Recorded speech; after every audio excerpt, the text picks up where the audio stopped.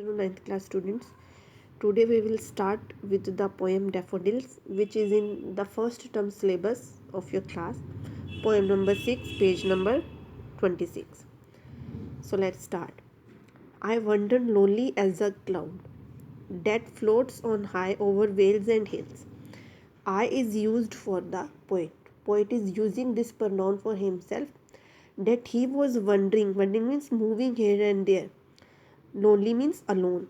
He was moving here and there alone as a cloud over the vales and the hills. Vales means valleys. He was moving like a cloud over the vales and the hills. When all at once I saw a crowd. When he was moving over the vales and the hills, suddenly he saw a crowd, a host of golden daffodils. Which crowd did he saw? He saw a crowd of daffodils. Here a host words are written. These words are used for daffodils. A host means a person who welcomes others. So daffodils were already over the hills, so they were welcoming to the poet. So what did the poet say? That he saw a crowd of golden daffodils which were welcoming him beside the lake beneath the tree. He saw a daffodils near the lake. Beside means near the lake and under the trees, fluttering and dancing in the breeze. Fluttering means to make the movement or to move the head right to left or side to side. The daffodils were moving their heads, and it seems that they were dancing in the breeze. Breeze means cool air, cool wind. So in the first stanza, the poet has said that once he was wandering lonely as a cloud over the vales and the hills. What did he saw there? He saw a crowd of golden daffodils. When did he saw the crowd of daffodils? He saw the crowd of daffodils when he was wandering alone as a cloud over the vales and the hills.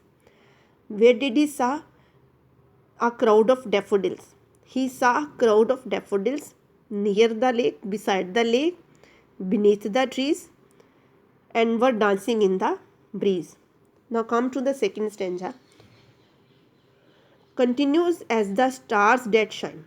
Continues means countless, many in numbers.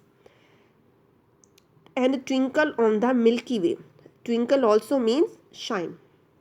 The daffodils were many in numbers like the stars and were shining. Stars shine and twinkle in the Milky Way. In the similar way, the daffodils were also large in numbers and were also shining. In these two lines, literary device simile is used. Simile means there is a comparison between the daffodils and the stars.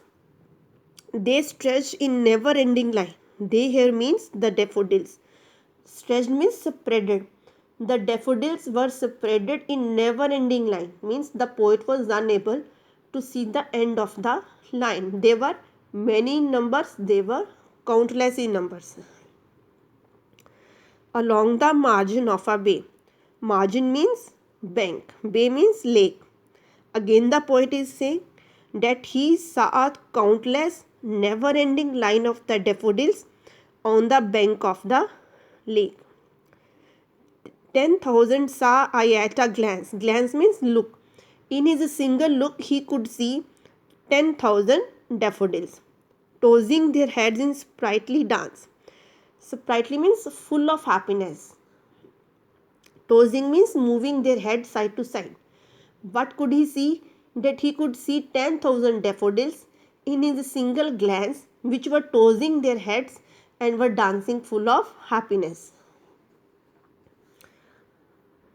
In the second stanza, the poet has said that he could see the countless daffodils which were shining like the stars. Come to the third stanza. The waves beside them danced, but they outdid the sparkling waves in glee. The waves beside them means daffodils. As in the previous two stanzas, we have read that the daffodils were grown near the lake. So in the third stanza, the poet is saying The waves of the lakes were also dancing. But they means daffodils, they outdid the sparkling waves in glee. Glee means happiness. The dance of the daffodils dominated the dance of the waves, which were also dancing in the happiness, which were also very happy. But the dance of the daffodils dominated the dance of the waves. A poet could not but be gay. Gay means happy. The poet could not think of anything else, but he was very happy. In such a jocund company means good company, joyful company. He was feeling happy, he was feeling joy in such a joyful company, the company of the daffodils. I gazed and gazed, but little thought. Gazed and gazed means stared and stared, looked and looked. He keep on looking on the daffodils, he keep on looking on the dance of the daffodils and did not think anything else. What wealth the show to me had brought. And he saw that, he feel that the scene of that dancing daffodils has given him such a beautiful wealth of happiness. In the third stanza, there is a comparison between the dance of the waves and the dance of the daffodils. Again, the literary device simile is used in the third stanza. Now come to the last fourth stanza. For often when on my couch I lie, couch means bed, in vacant or in pensive mood. Vacant means free time, pensive means sad mood.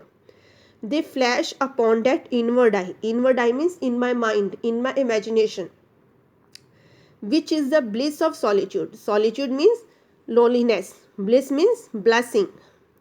And then my heart with the pleasure fills and dance with the daffodils. In the last stanza, poet says that in his free time or in his sad mood, whenever he lie on the couch, whenever he lie on his bed, in his sad mood, the scene of those daffodils comes in his imagination. And that scene of the daffodils in his imagination gives is like a blessing for him in his lonely mood when he is alone. And then because of that scene, his heart becomes happy and start dancing with the daffodils. In the last stanza, the poet has given the theme of the poem, that is the extraordinary power of the nature, which gives a joy or happiness to the human beings, or the nature has a healing power, that whenever the poet is sad, whenever the person is sad or the human beings are sad, nature has the power to make him relax, nature has the power to make him feel happy. So students, I have already told you the meaning of all important words, and line to line explanation I have given to you. And now open your workbook and you can see the questions as the first passage. Why does the poet compare the daffodils to the stars? So what will be the answer? Because both are countless in numbers, both were shining. So all the questions are very easy. If there is any difficult question, you can mark, but the answer of all the questions I have given in my explanation. So try to solve, or if there will be any difficulty, we will discuss that in the class later on. Thank you.